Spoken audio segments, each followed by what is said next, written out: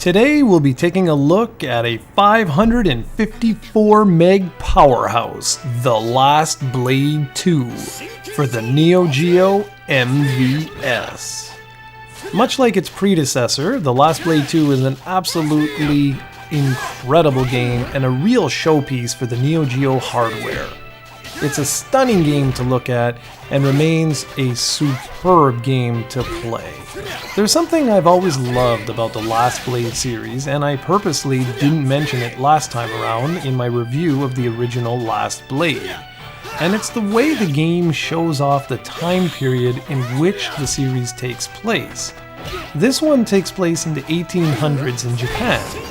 And if you know your history, you know that this is when Japan was going through some major cultural changes. Many were trying to hold on to traditional values, while at the same time European influences were everywhere. You can see this in the way the characters dress, the way people interact in the backgrounds, and so forth. While it may just be a footnote to the fighting, I've always appreciated what SNK did here. Now I'm going to start off on a negative. My biggest gripe I have with The Last Blade 2 in terms of gameplay is that some of the 16 playable characters can feel a bit unbalanced at times. But I'm sure most will overlook this fact because of just how much fun the game is to play. It's not game-breaking to be sure, but certain characters do feel as though they have a one-up on other characters. Like the original, you have a simple 4-button layout at your disposal.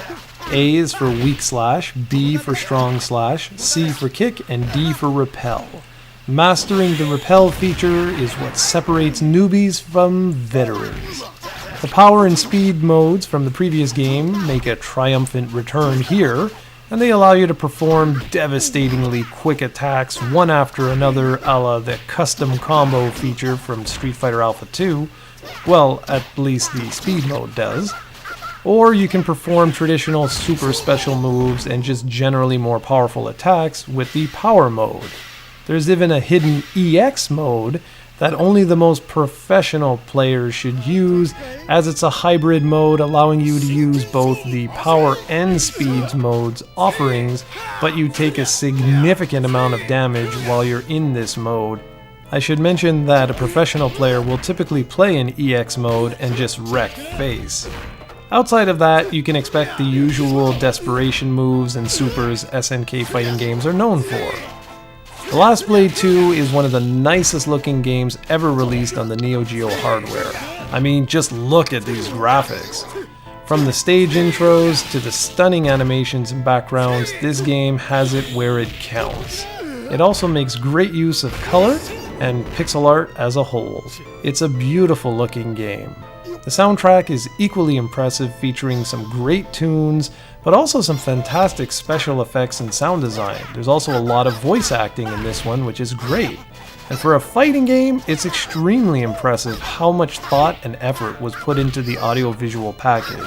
I'm not kidding when I say I actually have some of these songs on my MP3 player. The Last Blade 2 may have been released in November of 1998, but it holds up incredibly well today. It's a real shame this series was never revisited later on.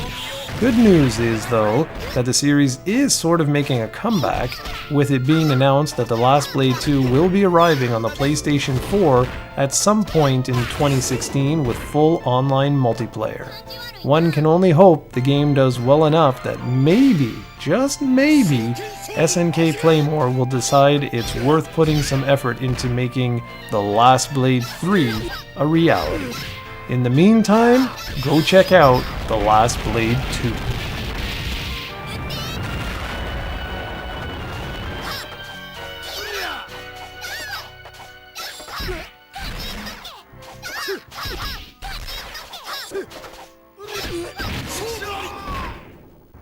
Untitled